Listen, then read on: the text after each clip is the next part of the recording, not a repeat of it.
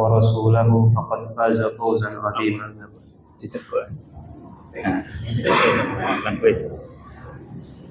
يا أيها الذين آمنوا اتقوا الله وقولوا قولا سديدا يصلح لكم أعمالكم ويغفر لكم ذنوبكم ومن يطع الله ورسوله فقد فاز فوزا عظيما. أما بعد فإن أحسن الكلام كلام الله خير الهدي هدي محمد صلى الله عليه وسلم شر الأمور محدثاتها فإن كل محدثة بدعة وكل بدعة ضلالة. Masyaallah muslimin rahimani wa rahimakumullah. Pertama-tama marilah kita senantiasa bersyukur kepada Allah Subhanahu wa taala atas limpahan nikmat yang Allah berikan kepada kita. Dan juga tidak lupa salawat serta salam senantiasa kita tuturkan kepada suri tauladan kita Nabi kita Muhammad sallallahu alaihi wasallam dan juga kepada para keluarganya dan juga para sahabatnya dan juga para pengikutnya hingga hari kiamat kelak. Radhiyallahu anhum wa rahimallahu ala ummati Muhammad sallallahu alaihi wasallam. Dan juga tidak lupa sebelum kita masuk kepada bab berkaitan dengan 3 tingkatan di dalam beragama,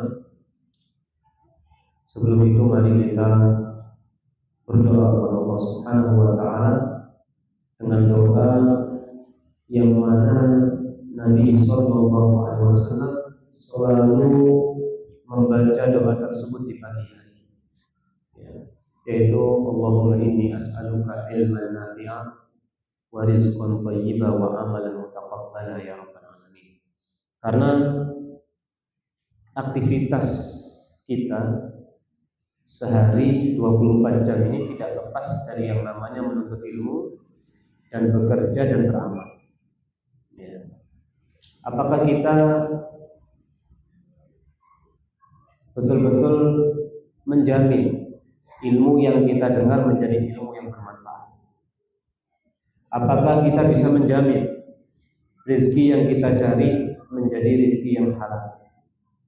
Apakah kita bisa menjamin amal yang kita lakukan menjadi amal yang diterima? Semua itu kita tidak tahu apakah ilmu kita bermanfaat atau tidak, ataukah Allah menerima amal kita atau tidak. Tapi dengan doa ini semoga semua itu terwujud.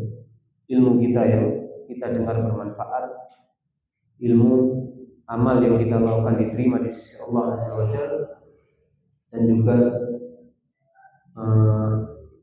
pekerjaan kita menjadi senantiasa mendapatkan rezeki yang halal. Karena begini Pak Jamin Allah Azza wa Jalla, hakikat dakwah ini, hakikat menuntut ilmu itu bukan hanya sebatas untuk tren, bukan hanya sebatas untuk tren, atau bisa kita bahas dengan hijrah.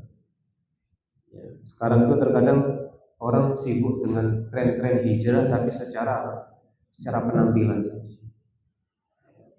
tapi tidak memperhatikan berkaitan dengan apakah ilmu yang kita dengar, yang kita baca ini menjadi ilmu yang bermanfaat. Nanti akan ada kaitannya dengan Islam, iman, dan ihsan. Makanya perlu kita sadar, semakin kita ini ilmu bertambah, harta kita bertambah, tanggung jawabnya di sisi Allah semakin besar. Jadi sekali lagi, ilmu itu bukan untuk bangga-bangga. Saya banyak ilmu supaya dipandang baik, supaya dipanggil ini dan itu. Kalau sebatas itu yang kita cari, ya siap-siap masuk ke dalam neraka. Makanya Allah kata, Rasulullah mengingatkan di dalam hadis yang sahih, la tazulu qadama 'abdin yaumal qiyamah.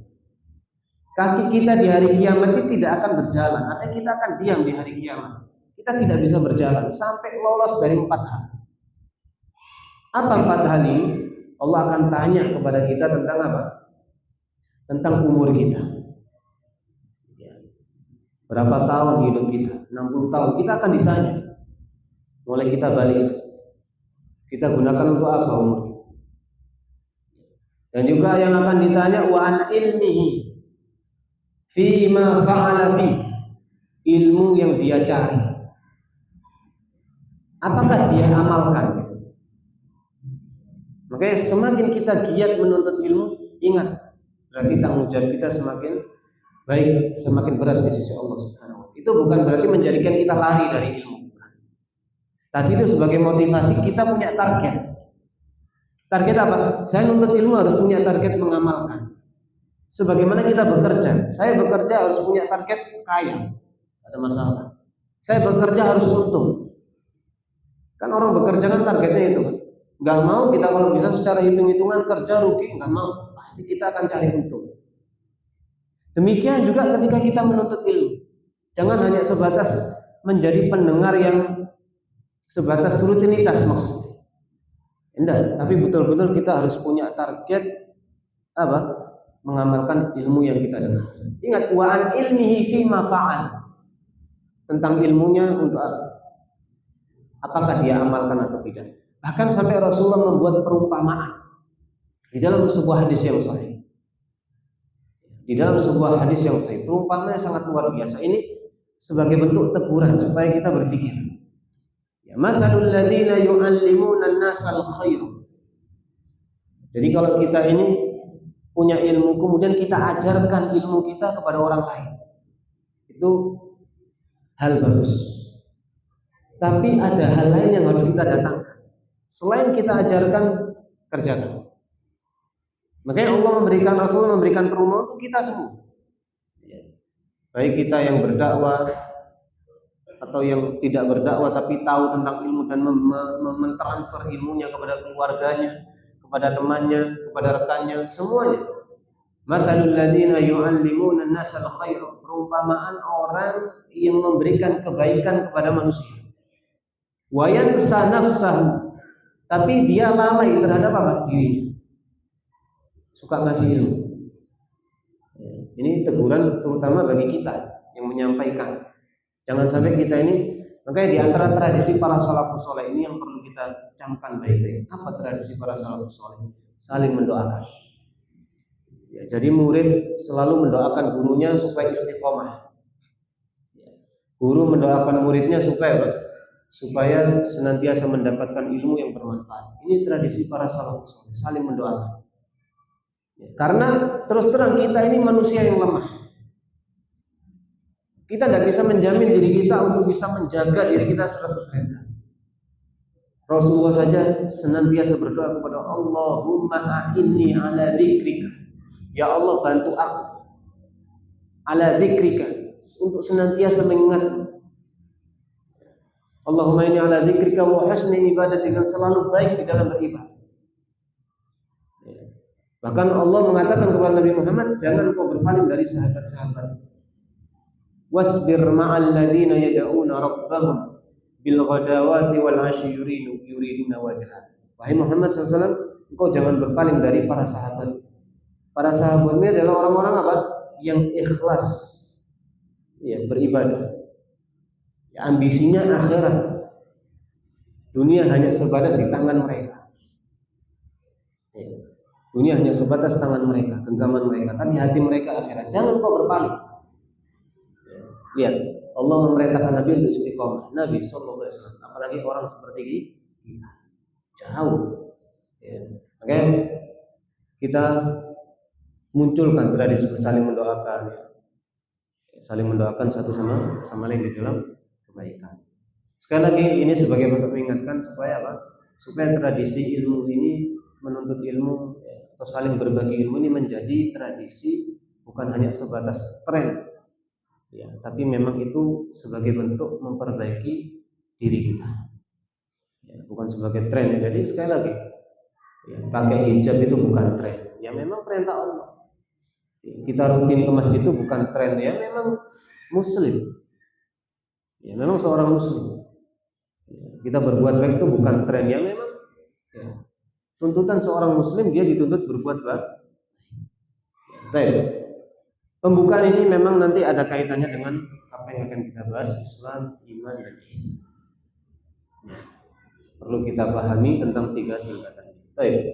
Itu dia. Jadi di antara doa itu rutin. Idza di dalam hadis itu kana idza asbaha, di setiap pagi hari.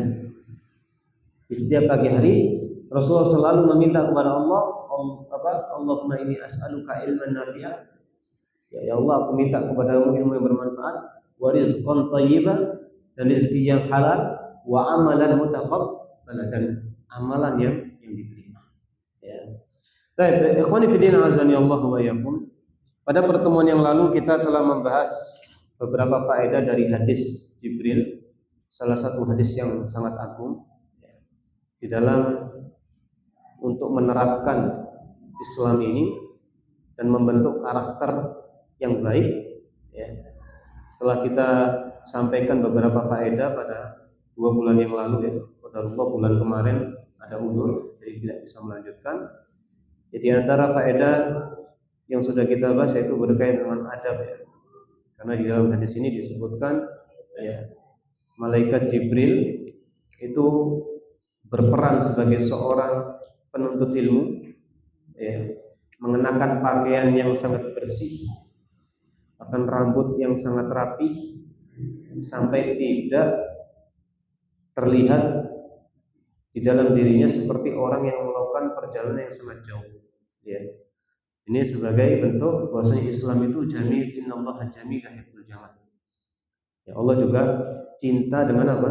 Dengan penampilan yang rapi, bukan mahal, ya. Rapi, bersih, tidak harus mahal. Ya, tidak harus mahal.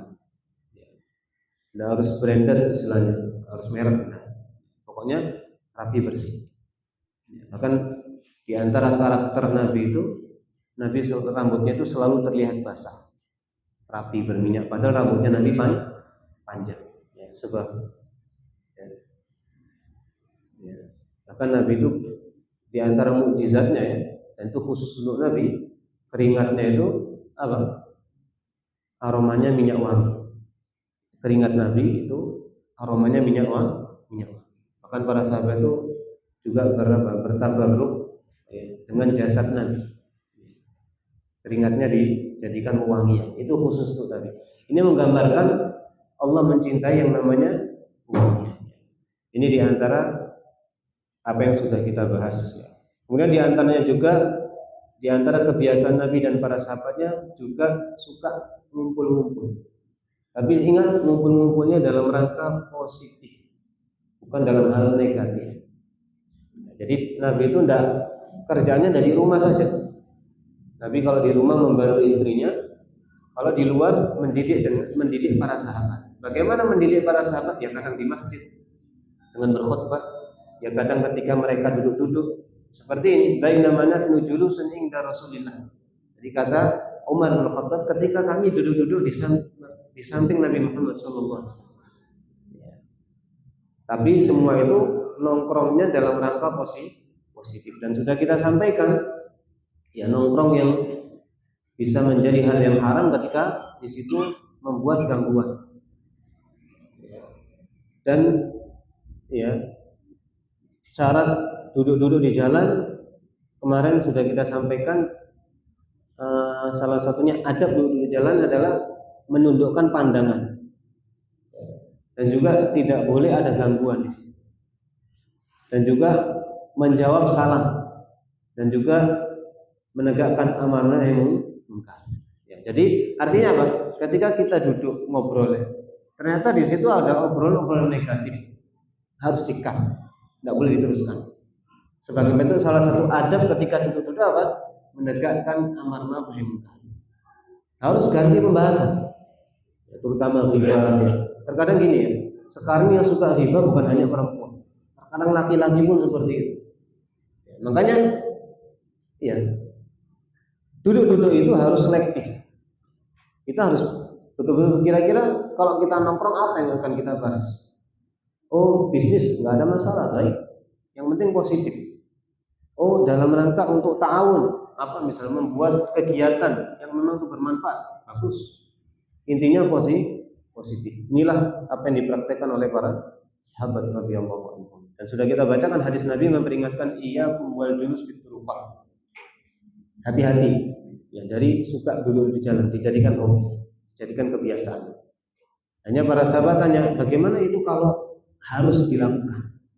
Kalau memang itu harus dilakukan tadi syaratnya, ya, menundukkan pandangan, menghilangkan gangguan, mengucapkan salam, dan menegakkan amar ma'ruf nahi munkar. Syarat satu hilang, maka duduk-duduk itu bisa menjadi apa? Hal yang diharamkan. Baik. Kemudian setelah itu, ya, malaikat Jibril alaihissalam, ya, yang berperan menjadi seorang santri tadi bertanya tentang pertama Islam, ya, bertanya tentang Islam, seputar Islam kepada Nabi Muhammad sallallahu alaihi wasallam. Islam adalah berkaitan dengan dua kalimat syahadat. Dua kalimat syahadat. Kita mengucapkan syahadat asyhadu an la ilaha illallah wa asyhadu anna Muhammadan rasulullah. Ini dua poin tapi menjadi satu rukun. Dua kalimat syahadat ini dua poin tapi menjadi satu rukun. Kenapa? Jawabannya karena ibadah itu tidak diterima kecuali dengan dua syarat. Yang pertama ikhlas. Dan ini sudah ketika kita berbicara tentang tauhid, hal yang sangat mendasar. Wa ma umiru illa liya'budullaha mukhlishina lahuddin. Tidaklah mereka diperintahkan hanya untuk beribadah ikhlas untuk agama ini, ya, untuk Allah Subhanahu wa taala. Surat ayat Al-Bayyinah, ya, surat Al-Bayyinah ayat nomor 5. Ya. Ini yang pertama. Tidak diterimanya amal kecuali ikhlas. Yang kedua, amal diterima dengan syarat apa? Mutaba'ah. Memang kita menjadikan Nabi suri toladan kita. Ya, kita harus mencontoh Nabi di dalam ibadah. Contohnya ketika Nabi mengatakan shollu kama ra'aitumuni usolli. Salatlah sebagaimana kalian melihat aku salat. Jadi kalau kita salat tidak menggunakan cara yang diajarkan oleh Nabi, salatnya tidak diterima alias tertolak. Makanya dua syahadat ini menjadi satu rukun. Karena tadi syarat ibadah kecuali tidak diterima kecuali dengan ikhlas dan mutaba'ah. Kemudian rukun selanjutnya berkaitan dengan menegakkan sholat. Rukun yang ketiga berkaitan dengan menunaikan zakat. Rukun keempat berkaitan dengan puasa Ramadan. Rukun kelima berkaitan dengan ibadah haji. Kemudian Rasulullah mengatakan inistata'ta ilaihi sabila. Ya, bagi yang mampu melaksanakan ibadah haji. Ya. Baik. Jadi di dalam hadis ini Islam itu diartikan dengan amal-amal secara ragam, ya. Atau Rasulullah mengartikan iman yaitu berkaitan dengan amal-amal zahir, ya, amar-amar yang nampak. Dan itu bukan hanya di hadis ini, ya, banyak hadis yang menjelaskan bahwasanya Rasul itu mengartikan Islam itu dengan amal-amal ragam. Kemudian selanjutnya tingkatan yang kedua, ya, ditanya lagi oleh malaikat Jibril, ya, apa itu iman? Iman adalah engkau beriman kepada Allah, ya, beriman kepada semua malaikatnya, ya, yang kita tahu maupun yang kita tidak tahu, beriman kepada kitab-kitab yang Allah turunkan, ya, kitab samawi, ya. Jadi yang betul itu penyebutan samawi itu kitab, bukan agama. Agama samawi tidak ada. Agama samawi hanya satu. Innad dina indallahil Islam. Agama yang ada di sisi Allah itu hanya Islam. Jadi tidak ada istilah agama samawi. Yang ada kitab-kitab samawi. Kitab-kitab samawi itu kitab yang Allah turunkan. Kalau kita berbicara tentang agama semua nabi dan rasul itu satu. Allah hanya disebutkan dalam surat Al-Imran itu innad din, sesungguhnya agama indallah yang ada di sisi Allah hanya Islam. Ya. Oleh karena itu Allah menceritakan tentang Nabi Isa di dalam surat Al-Imran. Falamma ahassa Isa minhumul kufra qala man ansari ila Allah. Ketika Nabi Isa ini sudah merasa Bani Israel ini sudah mau kufur, sudah mulai ingkar, ya, karena Bani Israel memang kebiasaan seperti itu. Kalau sudah tidak cocok dengan nabinya, itu didustakan atau dibunuh. Itu kebiasaannya. Kebiasaan mereka ketika Nabi Isa ini sudah mulai merasa, oh Bani Israil sudah mulai tidak cocok ini, sudah mulai kufur. Nabi Isa mengatakan apa? Qala man ansari ilallah. Siapa yang mau menjadi penolong-penolong Allah Subhanahu wa taala. Qala al-hawariyun, hawariyun adalah sahabat-sahabat Nabi Isa. Qala hawariyun nahnu ansarullah. Kami yang akan menjadi penolong Allah. Amanna billah wa syhad bi annal muslimun. Kami beriman kepada Allah dan kami bersaksi bahwasanya kami adalah orang Islam. Jadi Islam itu agamanya yang dibawa oleh semua utusan Allah. Bahkan semua nabi Allah Azza wa Jalla. Makanya agama di sisi Allah hanya Islam. Adapun kitab ya tadi ada kitab-kitab samawi, Taurat, Injil, Zabur, Al-Quran. Ya. Jadi tidak ada agama samawi ya. Makanya di sini di dalam rukun iman sendiri itu yang disebutkan apa? Kitab, bukan agama. Beriman dengan kitab-kitab yang Allah turunkan dan juga beriman kepada semua para utusan Allah, ya. Dan beriman dengan hari akhir dan beriman dengan takdir baik dan buruknya. Ya. Dan kita fokus di dua pembahasan ini tentang Islam dan iman. Ya.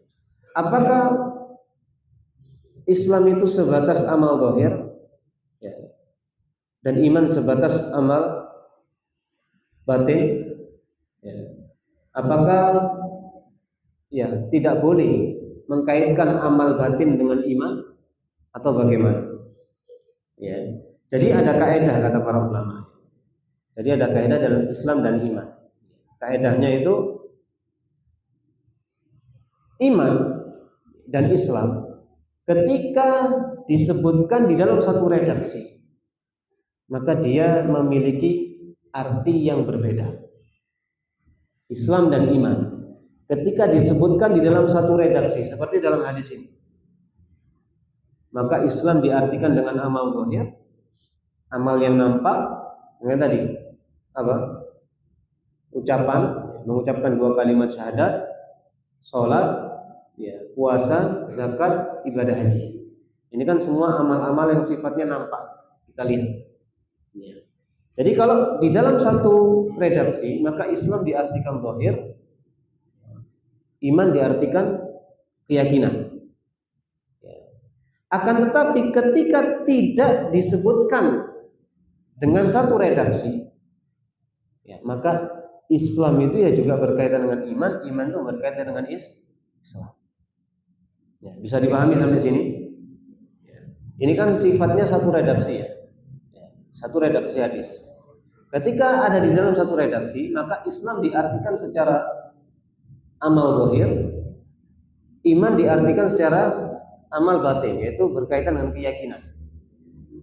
Makanya ketika Rasulullah, malaikat Jibril bertanya tentang apa itu iman, Rasulullah langsung menjawab dengan berkaitan dengan rukun iman, 6 rukun iman. Ketika malaikat Jibril bertanya tentang apa itu Islam, dikaitkan dengan apa? Dikaitkan dengan rukun Islam. Ya. Akan tapi kalau tidak ada di satu redaksi, terkadang Islam disebutkan Islam saja, iman disebutkan iman saja. Maka para ulama mengatakan Islam juga masuk iman, iman juga masuk Islam. Contohnya misalnya dalam surat Al-Baqarah, Allah berfirman, "Wa ma kana Allahu liyudhi'a imanakum." Allah tidak menyia-nyiakan iman kalian. Kalau kita berbicara tafsir, ya, kalau kita membaca tafsir iman di sini apa? Salat. Kenapa? Jadi ayat ini turun karena waktu itu perpindahan kiblat. Yang asalnya kaum muslimin salatnya menghadap Masjidil Aqsa. Ya, tiba-tiba Allah memerintahkan kepada Nabi merubah kiblatnya kaum muslim untuk mensolat menghadap Ka'bah. Dan Allah memberikan informasi, Allah tidak menyia-nyiakan sholat kalian yang sebelumnya ketika menghadap ke Baitul Maqdis atau ke Baitul Aqsa. Allah terima, bukan Allah hilangkan amal itu, meskipun kiblatnya sudah dirubah. Lihat di sini Allah membahasakan sholat dengan iman. Allah membahasakan sholat dengan iman. Ya, maka itulah singkat dari kesimpulan yang apa yang dijelaskan para ulama. Karena begini, di era kehidupan Abu Hanifah, Imam Abu Hanifah, ya salah satu ya 4 dari imam madhab, dan beliau termasuk salah satu imam madhab terbesar ya. Itu di era beliau ada salah satu sekte yang sangat kuat, yaitu sekte Khawarij. Di era Imam Abu Hanifah, sekte Khawarij ini sekte yang sangat kuat, meskipun dia tidak menjadi ideologi negara, tapi memiliki pengaruh dan pengikut yang banyak.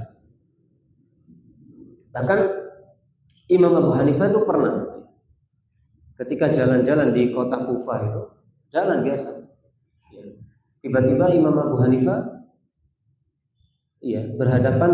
berpapasan dengan salah satu kaum Khawarij. Kaum Khawarij mengatakan, wahai Imam Abu Hanifah, taubat engkau kepada Allah Subhanahu wa ta'ala. Seorang Imam Abu Hanifah dikatakan demikian oleh kaum Khawarij. Imam Abu Hanifah, engkau taubat kepada Allah. Akhirnya Imam Abu Hanifah ini kan terkenal dengan orang yang sangat rasional. Kalau menjawab itu suka dengan rasio. Kata Imam Abu Hanifah, iya aku bertobat ya, kepada Allah Subhanahu wa ta'ala. Berlalulah. Akhirnya salah satu orang Khawarij ini, Khawarij itu orang yang ekstrim yang berani mengkafirkan seorang muslim yang melakukan dosa besar. Itu ideologi mendasar mereka.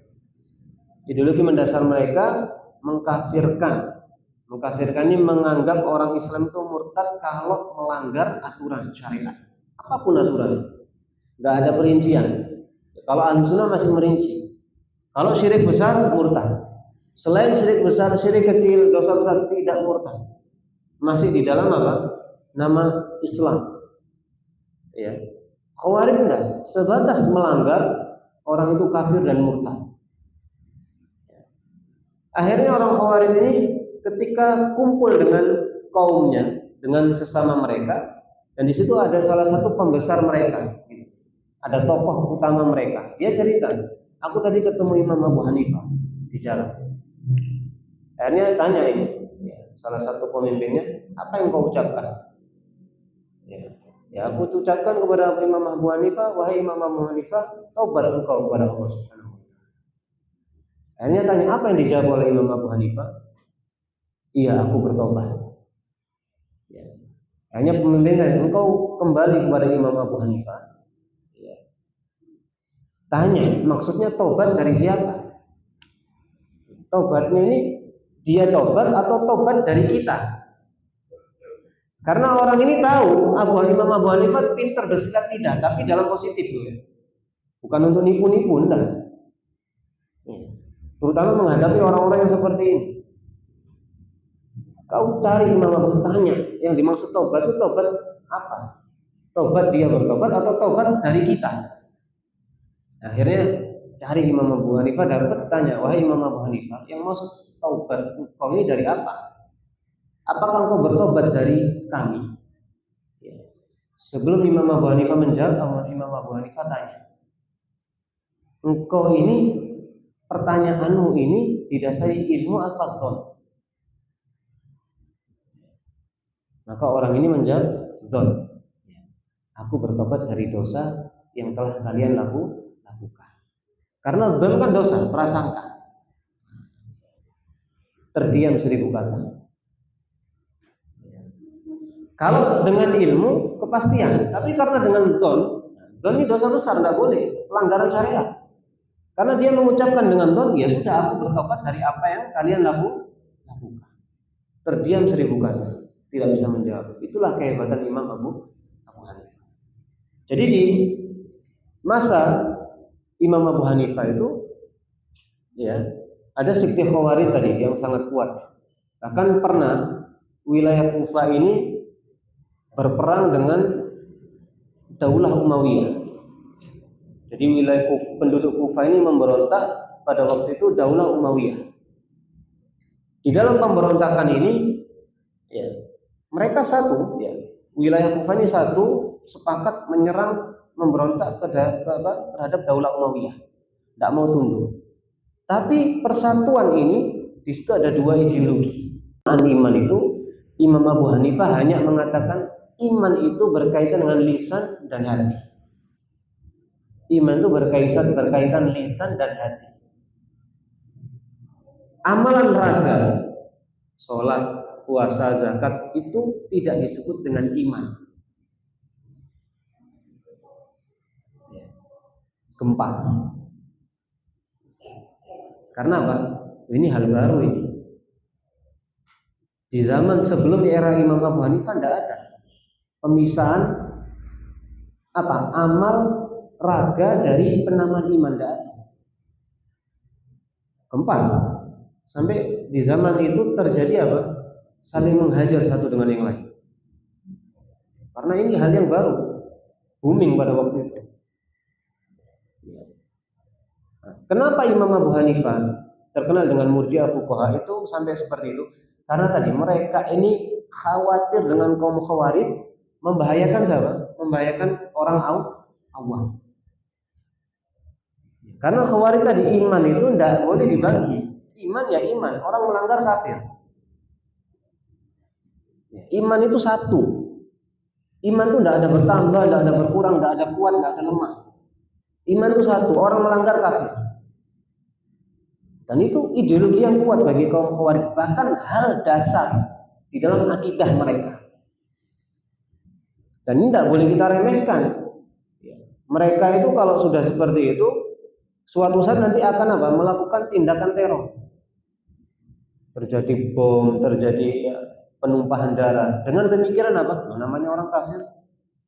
Padahal kalau kita mau menerapkan istilah kafir itu ada beberapa istilah. Ada kafir yang harbi, ada kafir yang dhimmi. Yang boleh diperangi itu kafir yang harbi. Kafir yang harbi yang memerangi Islam. Selama tidak memerangi Islam, tidak boleh kita perangi. Contoh saja Nabi ketika di Madinah. Apakah Nabi datang ke Madinah? Madinah itu dipenuhi dengan orang kafir, orang Muslim? Penduduk Madinah itu asalnya orang-orang Yahudi. Ketika Nabi masuk ke Madinah, Nabi buat perjanjian dengan orang-orang Yahudi yang disebut dengan Wasiqatul Madinah, perjanjian penduduk Madinah. Di dalam apa? Menjaga negara dari serangan siapa? Orang yang ingin menyerang. Maksudnya siapa? Orang kafir Mekah, orang kafir Quraisy. Jadi orang kafir Quraisy ini memang terus ngejar Nabi. Nah, ketika Nabi masuk ke Madinah, ayo kita buat perjanjian hidup damai. Kenapa Nabi sampai berani mengusir penduduk Yahudi Banu Nadir dari Madinah? Karena Banu Nadir sudah khianat, bersekongkol dengan orang kafir Mekah untuk menghancurkan Nabi. Karena sebab pengkhianatan ini Allah memerintahkan kepada Nabi untuk mengusir siapa? Banu Nadir dari kota Madinah. Ya, Nabi berhak karena Nabi utusan Allah. Bumi ini milik Allah, bukan milik siapapun. Bumi ini milik Allah. Hanya diusir, makanya diabadikan di dalam surat Mumtahanah. Ya, tentang pengusiran Bani Nadir dari kota Madinah. Sampai pada waktu itu ketika pengusiran Banu Nadir itu Nabi membakar kebun kurmanya orang Banu Nadir. Dibakar oleh Nabi, enggak semua.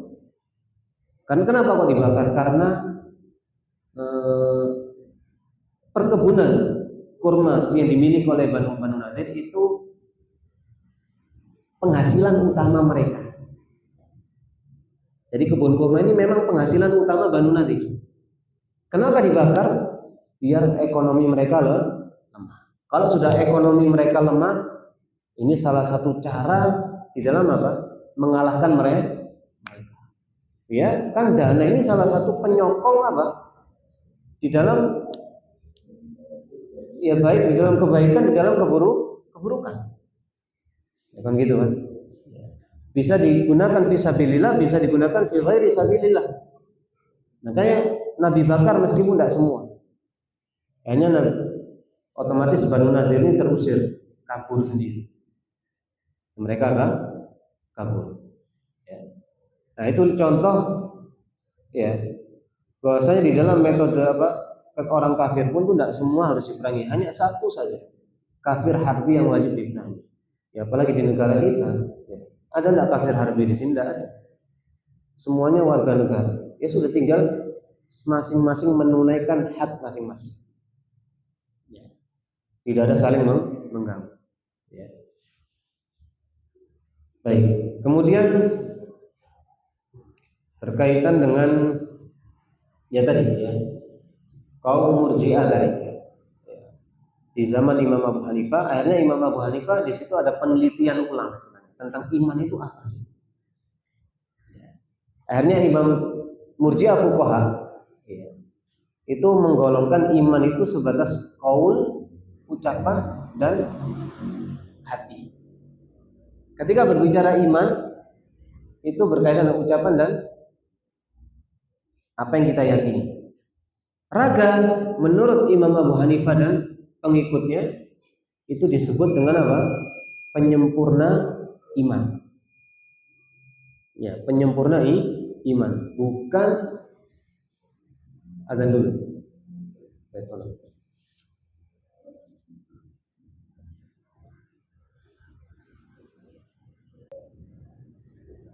Jadi ahlu sunnah wal jamaah di dalam masalah iman itu pengertiannya, kita mulai dari ahlu sunnah ya, singkat insyaallah. Iman menurut ahlu sunnah bukan rukun iman ya. Kalau rukun iman 6. Ini maksudnya rotasi iman. Rotasi iman itu apa saja sih? Gitu. Rotasi iman itu kalau menurut ahlu sunnah berkaitan dengan ucapan lisan, amalan hati, amalan raga, yaitu amal zahir tadi, bertambah dan berkurang. Bertambah dengan apa? Ketaatan, berkurang dengan kemaksiatan. 5 poin. Ini sebelum ada Murji'ah sudah menjadi hal yang ma'thum, yang sudah dikenal. Iman itu ya sudah itu, rotasinya berkaitan dengan lisan, perbuatan, amalan hati, itu semuanya rotasi iman. Tiba-tiba di era Imam Abu Hanifah tadi muncul pengertian iman itu hanya sebatas apa? Sebatas ucapan lisan dan amalan hati. Keempat. Oh ini kok lain, nggak sama dengan pendahulunya. Tapi Imam Abu Hanifah mengatakan amal itu wajib. Hanya saja amal itu secara nama bukan iman. Amal zahir loh ya, amal yang nampak. Tapi amal yang nampak itu penyempurna iman. Kalau kita teliti perkataan Imam Abu Hanifah ini, bukan beliau ingin menyimpang, tapi maksudnya apa? Pada waktu itu kan kalau Khawarij melanggar iman hilang. Kaum Khawarij tadi kan gitu kan ideologinya, satu pelanggaran dilanggar, apapun pelanggarannya, iman totalitas hilang, orang menjadi kafir. Dengan sebab ideologi Khawarij yang sangat berbahaya, Imam Abu Hanifah mengatakan enggak, amal raga itu bukan hakikat iman, tapi penyempurna iman. Jadi kalau orang melanggar itu tidak semerta-merta imannya langsung hilang. Karena penyempurna berarti kurang. Kan gitu kan? Karena tadi amal raga itu penyempurna iman. Nah, kalau dilanggar berarti iman tidak langsung hilang, tapi iman itu berkurang. Jadi secara praktek ya, itu tidak sama, tidak beda dengan ahlu sunnah. Secara praktek tidak sama. Hanya secara ungkapan itu agak berbeda dalam rangka apa? Menyelamatkan orang awam dari pemikiran Khawarij supaya tidak ada stigma apa? Melanggar kafir. Karena orang Khawarij ideologinya seperti itu dan kuat. Karena kuat, Imam Abu Hanifah khawatir. Ini kalau sampai kena orang awam bahaya. Kita pun bisa dikafirkan. Karena sebab itu diteliti lagi. Hakikat iman itu apa yang ada di hati dan kita ucapkan. Raga ini penyempurna. Ya. Maka amal raga wajib. Tapi itu sebagai penyempurna iman. Jadi kalau orang melanggar misalnya dia mabuk. Kalau menurut kaidahnya Khawarij, apakah dia muslim? Kafir. Kalau kita menggunakan kaidahnya Imam Abu Hanifah dan Ahlus Sunnah, Kan kalau Ahlus Sunnah tadi apa? Secara teori bertambah dan berkurang. Orang mabuk selama dia tidak menghalalkan ya. Berarti imannya bertambah atau berkurang? Berkurang. Kan gitu kan? Kalau pakai metodenya Imam Abu Hanifah, berarti imannya masih ada tapi tidak sempurna. Jadi secara penerapan sama, hanya beda di dalam pengungkapan. Tapi pada waktu itu menjadi masalah yang sangat besar. Kenapa? Muncul istilah baru yang tidak ditemukan pada masa-masa sebelumnya. Ya. Akhirnya, makanya Imam Abu Hanifah itu tetap Imam Ahlus Sunnah. Meskipun secara teori iman itu sebagian Ahlus Sunnah mempermasalahkan secara teori, bukan secara praktek loh ya. Secara teori tadi, penerapan tadi itu apa? Secara teori tadi, pengertian itu dipermasalahkan oleh sebagian Ahlus Sunnah. Sebagian Ahlus Sunnah membela Imam Abu Hanifah tetap Ahlus Sunnah karena teori itu hanya sebatas ya perbedaan dengan Ahlus Sunnah hanya ungkapan saja. Karena hakikatnya sama. Hanya beda cara mengungkapkan, dan ini yang lebih rajih, yang lebih kuat ya. Bahwasanya khilafnya Imam Abu Hanifah dengan Ahlus Sunnah dalam masalah iman itu khilaf secara ungkapan bukan secara hakikat. Tapi boleh tidak kita mengingkari secara teori? Boleh, tidak apa-apa. Makanya kita secara penerapan gunakan teori Ahlus Sunnah, tapi tidak sampai apa berlebih-lebihan kepada apa Imam Abu Hanifah sampai menganggap gini enggak. Beliau tetap salah satu imam Ahlus Sunnah, salah satu imam mazhab yang diakui. Ya. Yang bermasalah hal ini berkembang sampai pada zaman Imam Syafi'i. Imam Syafi'i secara ungkapan tidak pakai kaedahnya Imam Abu Hanifah, menggunakan kaedahnya siapa? Ahlus Sunnah yang sudah masyhur tadi. Apa tadi? 5 poin kan tadi. Iman itu berkaitan dengan apa? Ucapan, keyakinan, amalan raga, terus apa? Bertambah dan berkurang. Bertambah dengan ketaatan, berkurang dengan kemaksiatan. Imam Syafi'i menggunakan kaidah ini. Kenapa? Ternyata di zaman Imam Syafi'i ada beberapa kelompok yang disebut dengan Ghullatul Murji'ah. Orang-orang Murji'ah tapi ekstrim. Kalau Imam Abu Hanifah tadi nggak ekstrim. Secara praktek penerapan masih tidak berbeda dengan Ahlus Sunnah. Jadi orang yang melanggar syariat itu tidak langsung dikafirkan, tapi imannya pasti tidak sempurna. Itu Imam Abu Hanifah. Di zaman Imam Syafi'i muncul orang-orang yang mengatakan apa? Dosa tidak membahayakan iman. Dosa tidak membahayakan iman. Sebesar apapun dosanya seseorang, imannya sempurna. Bahkan orang itu tidak akan masuk neraka karena dosa. Tapi dosa itu hanya mengurangi derajat seseorang di surga. Ini di zaman Imam Syafi'i muncul siapa tadi? Ghullatul Murji'ah. Orang-orang Murji'ah tapi ngawur sudah. Nggak ketemu arah. Ya, orang kalau kesasar kan seiso di belokno kan, dipanggil ini loh jalannya. Ini arahnya nggak ketemu sudah, nggak tahu kemana. Sampai mengatakan apa? Dosa tidak membahayakan iman. Dosa itu tidak menyebabkan orang masuk neraka. Ya, tapi dosa itu hanya mengurangi derajat orang di surga. Jadi yang awalnya mungkin dia di derajat yang paling tinggi karena dosa berkurang sampai berada di surga yang paling rendah. Kan surga itu darajat bertingkat-tingkat. Kalau bumi ini darokat, ya, apa? Ke bawah ya, berlapis-lapis. Dengan sebab munculnya Ghullatul Murji'ah tadi, Imam Syafi'i mengatakan iman itu secara penamaan ya tadi menerapkan teori Ahlus Sunnah. Ya. Nah, ini sekilas saja berkaitan dengan permasalahan apa? Iman antara pengertian iman yang pernah terjadi perbedaan di kalangan siapa? Ya, imam-imam fikih ya. Dan juga ada orang-orang yang memang betul-betul ekstrim ngawur di dalam menerapkan tentang teori tadi ya berkaitan dengan iman, amal raga. Nah, makanya pertanyaan di sini, apakah amal Islam itu selalu amal raga? Apakah iman itu selalu keyakinan? Tidak. Kalau disebutkan secara ini satu paragraf, satu redaksi, maka diartikan Islam itu zahir, iman itu batin. Tapi kalau disebutkan secara individual, Islam juga iman, iman juga Islam. Ya, ini pengertiannya. Apa kaitannya Islam dengan iman? Ini terakhir ya. Jadi kaitannya Islam dengan iman itu apa? Semakin kuatnya iman seseorang, maka keislamannya semakin sempurna.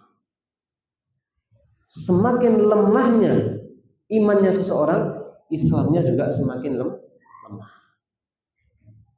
Ya, Islam itu, ya, jadi kalau orang mengucapkan 2 kalimat syahadat, itu dia sah menjadi orang Islam. Ya. Kemudian dia sempurnakan dengan sholat, maka secara hukum dia muslim. Pertanyaannya, kapan syahadatnya bermanfaat?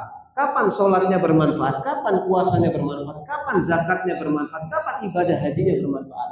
Ketika semua ini dikuatkan dengan apa tadi? Iman. Jadi 5 hal ini tegak atau amalan raga tadi. Tegaknya karena apa?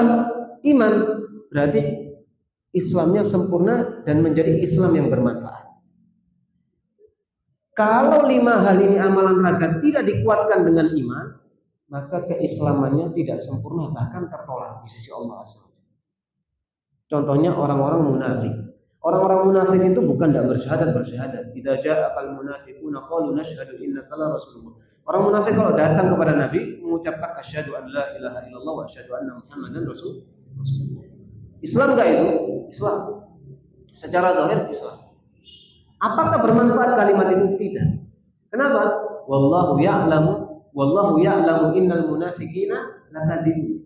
Ternyata ucapan itu hanya apa? Secara zahir, tapi Allah mengetahui bahasanya mereka dusta. Karena dia mengucapkan Islam tanpa iman tidak bermanfaat.